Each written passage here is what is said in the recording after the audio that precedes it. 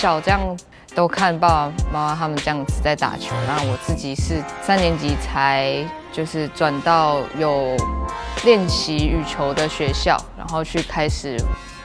打羽毛球这条路。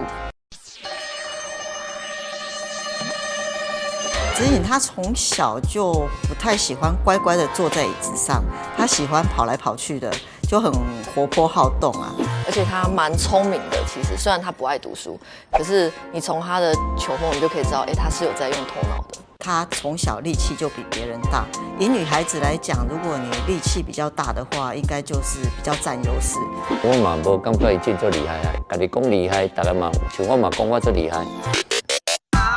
因为我其实，在比较小的时候就已经都是在我的那个年级的第1名，所以爸爸都会一直告诉我说：“你也袂拍沙，永远嘛拢有对手，无你就免拍，你就坐遐就好啊，你都免去出门啊嘛。”当初3年级的时候打球是我自己选的嘛，然后到6年级的时候，大家陆陆续续就6年级都不打，然后可能国中他们就会去念书还是什么的，所以那时候就会觉得说，哦，大家都不用练球了，可以回家，可以出去玩，好像比较开心，就比起练球，那我是不是也可以不要打球？所以我就回家去跟我爸爸说，问他说，我可不可以也不要打球？然后他就说，可以啊，那你就放学之后就看你想要做什么啊，记得回家吃晚餐就好了。一开始可以不用练习，然后就可以做自己喜欢做的事情，觉得哇，就是这样子很好。我记得比较清楚的是，都会去学校旁边的书局去看，因为我很喜欢狗，所以我就会去看那种就是动物的书吧。这样子持续了1个月左右吧，就已经有点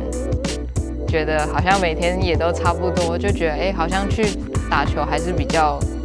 好玩，比较快乐，虽然可能比较辛苦，所以又在跟爸爸妈妈说我要回去打球。我就记得很清楚的是，那时候妈妈跟我讲说，